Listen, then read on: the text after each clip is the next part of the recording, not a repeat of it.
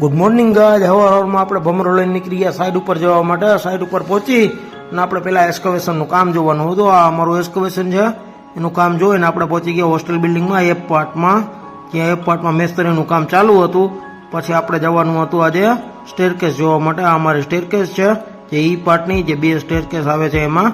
પછી આપણે આજે સ્લેબનું કામ ચાલુ કરાવવાનું હતું, તો સ્લેબનું બધું ચેકિંગ કરી લીધું અને પછી આપણે નીકળી ગયા ત્યાંથી એક્સ્કવેશનનું કામ જોવા માટે.